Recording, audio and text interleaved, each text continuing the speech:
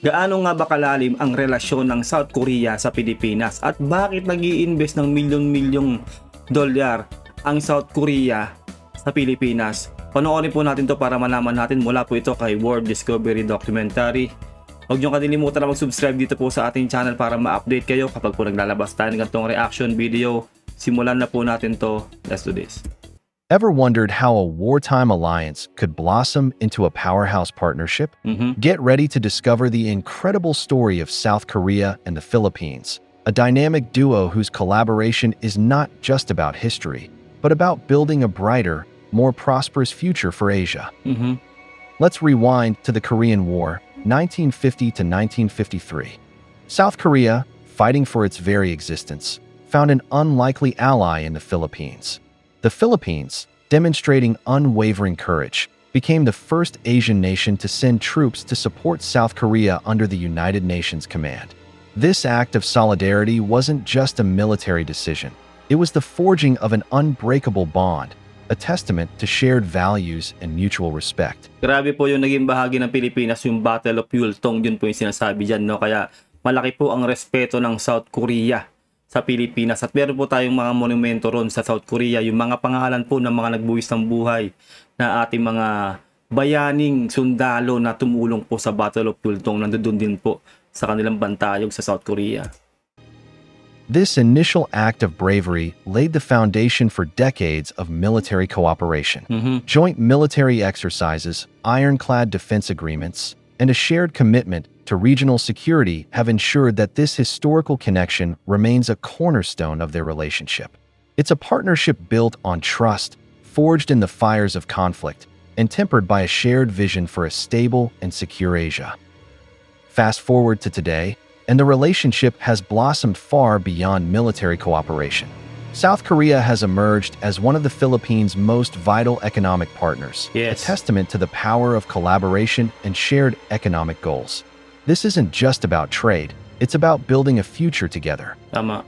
Bilateral trade between the two nations has experienced consistent growth, a clear indicator of the strength and vitality of their economic partnership. South Korean exports to the Philippines include high-demand products like automobiles, cutting-edge electronics, essential petrochemicals, and robust industrial machinery. Marami po tayo na dumarating dito. Yung Kia, from South Korea po yan, di ba? At marami pa pong mga produkto ang nandito na po sa Pilipinas na galing ng South Korea. At hindi rin po natin maitatanggi na karamihan po ng ating sandatahang lakas ay galing po sa South Korea. Lalong-lalo na po yung mga barko. Yung Miguel Malvar po dun po nang galing. At marami pa pong parating na galing po ng South Korea. Ganyan po katindi ang alyansa po natin sa South Korea. In return, the Philippines supplies vital agricultural products, valuable minerals, and essential electronic components to South Korea, creating a balanced and mutually beneficial economic ecosystem. South Korean conglomerates, household names like Samsung, Hyundai, and LG, have established a significant and impactful presence in the Philippines. These companies have made substantial investments in key sectors such as manufacturing, retail, and energy, creating countless local jobs and significantly contributing to the Philippines' GDP. Diba? Dagdag po sila sa ating GDP dahil nagbibigay po sila ng hanap buhay sa mga Pilipino. Galing po dyan sa mga factory po nila na yan ng Samsung, Hyundai, Kia at marami pa pong iba. Their presence isn't just about profit. It's about investing in the future of the Philippines.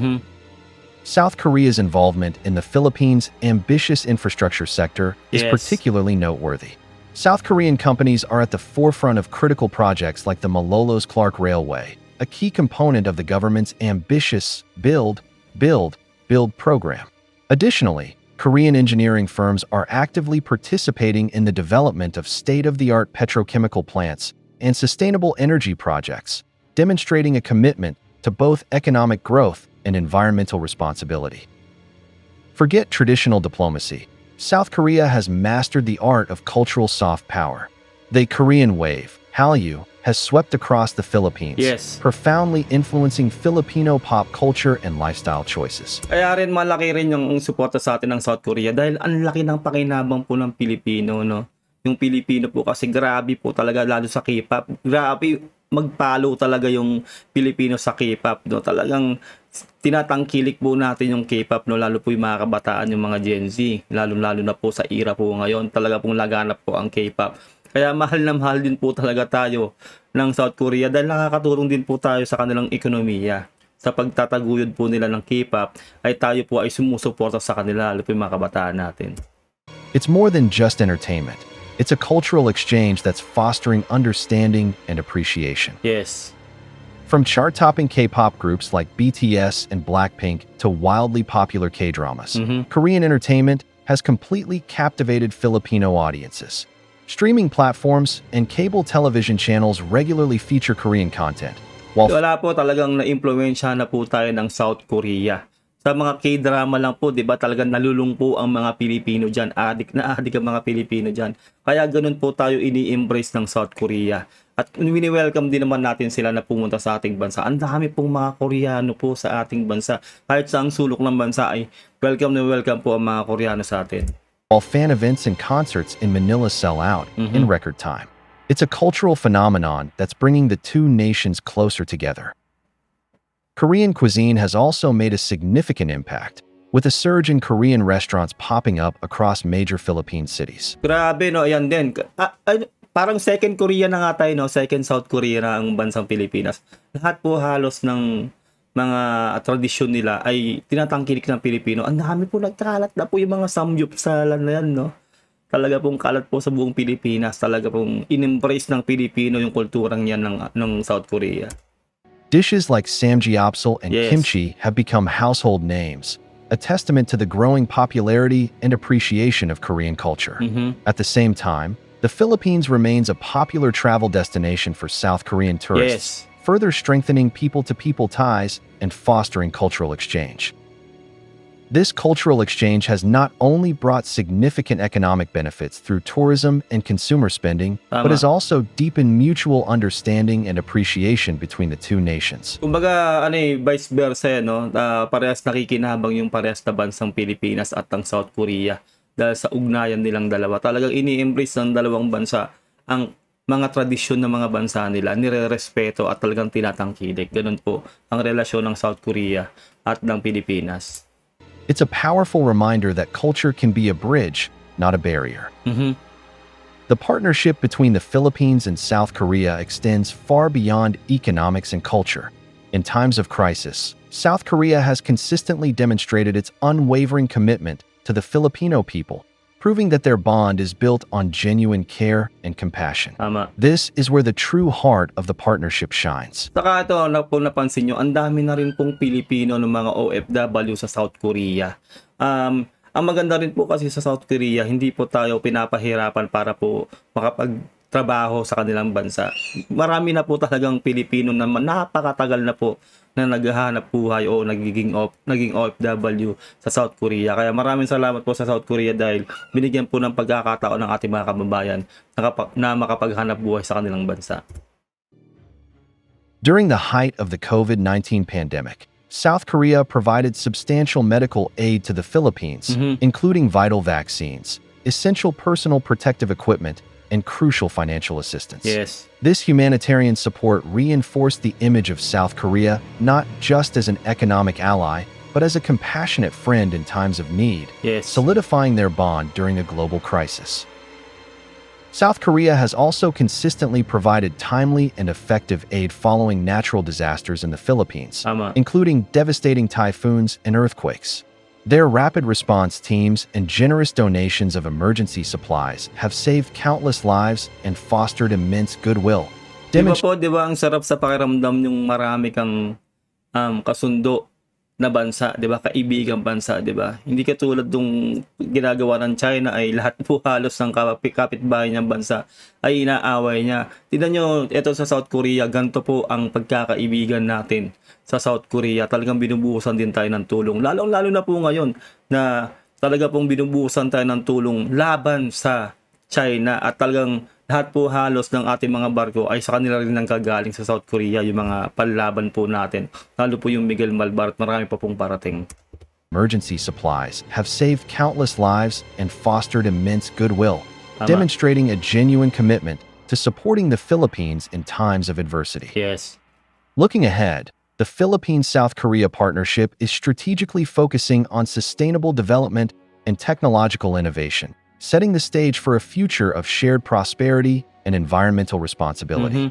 This forward-thinking approach demonstrates a commitment to building a better world for generations to come.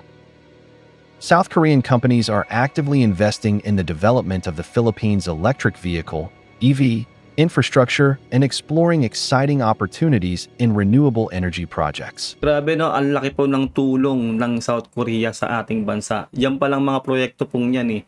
Hindi po natin mapagtatagumpayan yan kung hindi tayo tinutulungan din ng South Korea. Hindi po biro yung milyong dolyar na ini-invest po ng South Korea sa ating bansa. Isipin nyo, malaking tulong yan sa ating mga mamamayan para mag-generate din po ng maraming trabaho mismo sa ating bansa.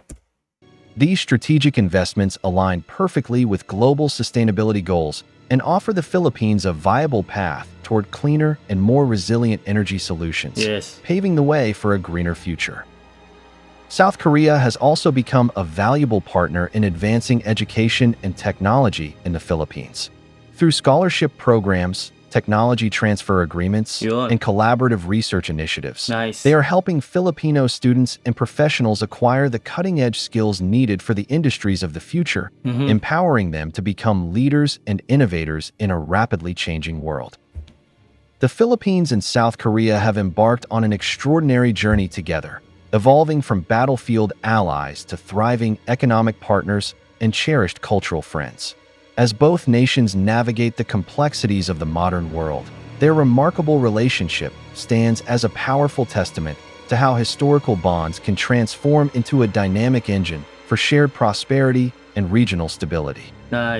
With continued collaboration in critical areas such as defense, trade, infrastructure, and sustainability, this partnership holds the immense promise of unlocking new and exciting opportunities for both nations. Isipin nyo lahat, no? Lahat ay sakop na po ng South Korea rin, no? Sa depensa natin, sa ekonomiya, sa growth ng entrepreneurship. Lahat talaga pong in-embrace sa atin o binigay na rin sa atin ng South Korea. Ganun po katindi suporta ng South Korea sa atin. At ganun din naman tayo sa kanila.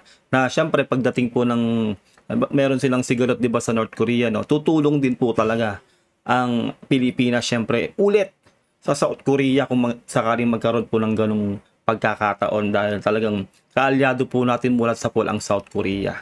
Ganun lang po yan, o give and take lang. In the face of global uncertainty, the Philippines and South Korea are demonstrating that cooperation built on mutual respect, shared history, and a common vision can lead to a brighter, more prosperous, and secure future for all. Tama. Ayun lang po, ano po masasabi nyo sa ating napanood. Grabe po ang partnership po ng Pilipinas at ng South Korea. Siyempre maraming salamat po sa South Korea sa pagtitiwala at pagbibigay po ng malalaking investment sa Pilipinas at pagtatrust, no, sa pagtitiwala sa ating mga Pilipino. Lalo po tayo po ay nakakapasok na rin sa South Korea para maghanap buhay ang ating mga OFW kababayan. Maraming salamat po, no, kung nakaabot ka rito. Huwag niyong kalilimutan na mag-like sa ating video kung nagustuhan ating reaction video. Comment down below kung ano sa lobby mo sa napanood natin. At huwag mo rin sana kalilimutan na mag-subscribe dito po sa ating channel para ma-update ka kapag naglalabas tayo ng ganitong reaction video. Ingat po kayo lahat. God bless and peace out. Bye.